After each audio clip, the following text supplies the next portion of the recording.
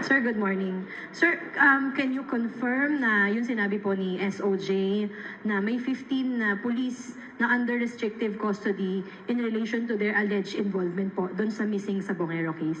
Yes, we have placed several personnel under restrictive custody pending the investigation on the missing Sabongeros. That we can confirm. And we have partnered with NAPOLCOM for the in-depth investigation of this case to ensure transparency and impartiality and to ensure that really the ends of justice will be achieved. Are they here, sir, in Camp Crame? Yes, And, they are in Camp Crame. last question, ano po yung pinakamataas na rango doon sa 15 na Lieutenant Colonel. lieutenant? Thank you, sir. Thank you, ma'am. Next. Mr. Jude Veneracion of GMA. Magandang Go, sir. umaga po. Sir, yung si alias Totoy daw, yung story ito nung last week, may nasubmit na daw sa PNP ng mga petty cash vouchers. Ang sinasabi niyang petty cash voucher is part of the attachment of his affidavit submitted to the DOJ now. Considering that this is now already under preliminary investigation under the DOJ at talaga sa SOJ on top of this, I would defer the answering to those details kay SOJ na lang. Kasi para sigurado tayo na iisa ang kumpas at makukuha nyo rin ang latest na developments kasi sigurado ko mas mabilis ngayon ang pasok ng information sa DOJ because they are already leading the preliminary investigation and the PNP is just one of the information providers. Yung po bang mga names doon sa petty cash vouchers, same din nung mga 15 police officers? Hindi lahat, na nasa hindi perfect ang matching, no? Hindi perfect ang matching kasi yung 15 naman na names ay iba-ibang sources noon, hindi lang yung petty cash vouchers, no? So,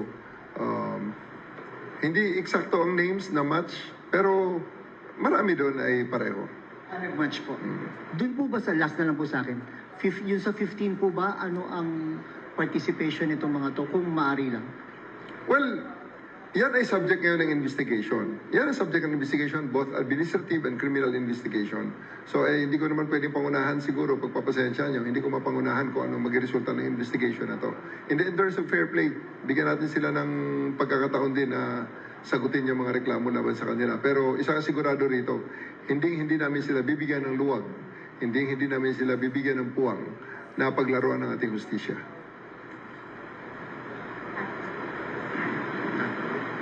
Yes, ma'am. Go ahead. Sir, itong 15 po ba, identified ni alias Totoy dun sa affidavit niya po? Yes. Can you confirm din, sir, na nasa ilalim ng protection po ninyo si alias Totoy, gaya po ng sinabi po ng DOJ, sir? Well, si Totoy kasi matagal na sa amin na nagbibigay ng statement. Kami actually kumuha ng statement yan. Ibinigay months before, okay? Kaya lang, siyempre, we have to put it under wraps to ensure na hindi ma-preempt ang aming mga moves. Kaya nga kami nakakuha ng voluminous evidence dahil medyo under the radar ang pagkuha namin ng mga information na yan. Nag-follow up kami para masiguradong matibay ang kaso. So, sa ngayon, ang lahat ng mga information na yan ay nakasubmit na sa DOJ for their preliminary investigation. So, maghintay na lang tayo kung ano ang magiging resulta niyan. So, as for kay Totoy naman, si Totoy ay binibigyan namin ng nasa protective custody namin siya sa ngayon, but he is already applying for the Witness Protection Program dahil pag siya ay nag-qualify, ito-turn over namin siya sa DOJ. Sa ngayon naman ay madali na yun at nasa kay SOJ na nga ang final say dyan sa kanyang protection. Last on my answer, yung pamilya ng ilang nawawalang sabongero, nasa CIDG po last Friday, at ang panawagan po nila sa PNP, sisirin na po yung kung saan man tinapon sa Taalik. Ano pong latest po dito, sir, sa panig ng PNP? Actually, yung plan na yan, para masisid ang mga katawan na yan, ay hindi lang naman sa Taal ang information na hindi lang naman, based on our information, hindi lang naman sa Taal ang disposal, no? Hindi lang sa lake ang disposal. May mga areas pa. At yan naman ay mga ini-examine na namin. Hindi lang natin pinipreempt para to preclude yung, you know, alam mo na, yung ma-preclude yung pag may mga tao apektado dyan, gagawa rin siyempre ng paraan yan na ipigilin ang efforts ng pulis. Thank you very much, ma'am. We will proceed with Mr. Alfred Dalizon from People's Journal. Morning, sir. Sir, dun sa may nagsasabing kung sisisirin yung Taal Lake, napakalaki po nun at parang impossible unless na ma-pinpoint talaga ng mga witnesses yung exact location kung saan tinapon. Pabor ba kayo talaga na sisirin yun? Or sabi nyo mayroong mga disposal na ibang areas? Well, you know, andyan na lahat ng challenges eh. Hindi naman ibig sabihin na challenging, hindi na natin gagawin. Dahil challenging siya, hindi natin gawin. We'll try. We'll see how far we can go sa ating mga efforts. Pag hindi kaya, aminin natin na hindi kaya, and we'll try another way. Pero kung makaya naman sa normal na tech diving, baka po pwede. Okay? Sir, anong comment nyo doon sa reports na hindi lang sila nilubog sa Taal, kung hindi, merong mga iba, sinulog po yung mga victims? May mga information tayong ganyan. Yan nga sinasabi ko na based on our information, hindi lang sa Taal ang disposal. So pati ang ibang mga lugar na yon ay tinitingnan din natin. At before, syempre, ayaw nating i-preempt nga ang ating mga efforts. So hindi namin masyadong sinasabi muna. So now that you're asking, yes, we are looking into other places na posibleng disposal area nitong mga hinahanap nating mga biktima. Sir, last question. Sir, you were highly involved dun sa efforts ng government to get Pastor Kibuloy and former President Duterte. Nakakulong na po yung dalawa. Under the rule of law ang ginagawa ng gobyerno. They're being given a chance na ma-answer yung allegations sa kanila. This time, ano ang assurance nyo sa public, lalo na sa victims, mga families, na yung similar efforts ang gagawin ng PNP para masolve tong kaso ng missing sa Bungero, sir? Pang showbiz naman yung premise ni Alfred eh. Ang sa atin lang dito sa ating mga kababayan, you can rest assured that the PNP will do its best. We'll give all the efforts to ensure that justice will be dispensed sa case na ito. Wala tayong sisinuhin dito, wala tayong ibang magiging layunin dito, kundi bigyan lang ng hustisya itong mga naging biktima ng case na ito. Hi Chief, good morning. Balikan ko lang yung 15 policemen under restrictive custody. Saang unit po sila naka-assign and ano ba sila, active or retired policemen? Marami tayo. Hindi ko na siguro isa-isahin. Basta marami sa kanila is nasa support units, may mga galing sa region, may mga sa APC. So, may mga iba-ibang mga units sila. Okay?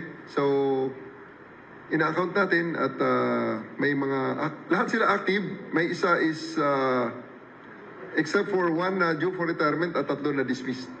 Dati nang dismissed ang identified ng mga pangalan na yan. Okay? Okay. Pero ito, hindi natin tinatapos sa 15 ito ha. Baka sabihin nyo, 15 lang. Hindi to. Pag lumawak ang investigasyon, baka mas marami pa. At yun nga sinasabi namin, wala kaming sasantuhin dito, we will leave no stones unturned.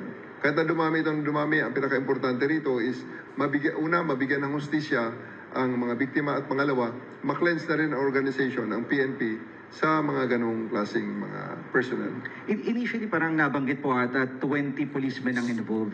So yung the rest policemen ay may information tayo sa whereabouts po nila at sila po yung mga at large. Come again? Ang initial info from Totoy, nasa 20 policemen ang involved. So currently we have 15. So yung 5 and yung iba pang posibleng madagdag, may whereabouts po ang PNP kung nasan itong mga ito. As I've said earlier, hindi tayo tumitigil sa 15. Okay? May mga iba pang mga personalities na na-identify as the investigation goes on. May mga information din tayo kung nasaan sila, tinitingnan natin at kung kailangan silang i-surveillance pending the issuance of the warrant of arrest, we'll do it. Para pagdating ng warrant of arrest, hulihin na lang natin. Thank you, Chief. Thank you very much, sir. And last question, ma'am. Kat, go ahead. Bukod po doon sa Taal Lake, pinabanggit po kayo na may papang areas ng disposal. Pwede po bang malaman kung saan po ito? Province, regions? Tinataguan natin muna para, alam, pag sinabi ko, di hinukay na kaagad nung mga gumawa nun. Sa totoo lang, pagpapasensyahan nyo. Pero ang totoo niyan is, hindi nga natin to, we are leaving no stones unturned here. May, aside sa Taalik, may mga iba pang mga ina-identify ang iba nating mga witnesses kung nasaan posibleng dinispose ang mga katawan, allegedly dinispose ang mga katawan, ito missing sa Bungeros. At ito ay hinahanap namin. Ito ay pinupuntahan at well, may sinasabi, sinunog. May mga sinabi, binaon. Okay? So, malalaman natin yan pag na-recover na natin ang mga katawan. Can you confirm din, sir, may retired General Di Umano, sir, na iniimbestigahan sangkot po dito, sir?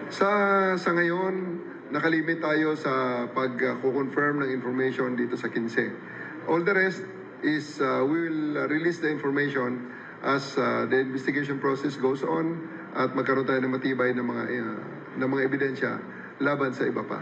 Kung may iba-iba pang mga ranggo na ma-involve dito, so be it. Thank you very much, sir and ma'am. And may we request a closing statement from... Bago pa kayo mag-chief PNP, lumapit na sa inyo. So, Yes, sa IDG pa ako na sinimulan nito. Okay? Sa IDG pa ako nang nakuha namin si Totoy at nagbigay ng information sa amin. So you can imagine already kung kailan pa kami nagsimula nito. Chief ako na sa IDG nang sinimula namin ang pag-imbestiga sa case na ito. Kaya nga ang naisubmit namin na papel sa DOJ for DC-20 and now for preliminary investigation ay napakarami. silently nag-work na kayo dito sa case na to. Yes. Sir, paano yun? Lumapit lang siya sa inyo, sir? Pwede bang yung connection namin putulin ko na doon para hindi na rin ma-preempt kung paano namin siya nakuha at paano nag-cooperate sa amin yung witness nito. Initial reaction yun nung nalaman niyo yung nalalaman niya? Well, I was very shocked. At saka, doon nga, na alam na namin noon pa at alam na namin noon pa and that's why it firmed our resolve na talagang isolve ito dahil karumal-dumal naman talaga ang nangyari. Hindi talaga not acceptable by any standards. Okay, thank you very much, sirs and ma'ams. We will request a closing statement from our Chief PNP, sir. Go ahead. Maraming salamat po muli sa inyong pagbigay sa amin ng pagkakataon na may hayag ang aming mga programa.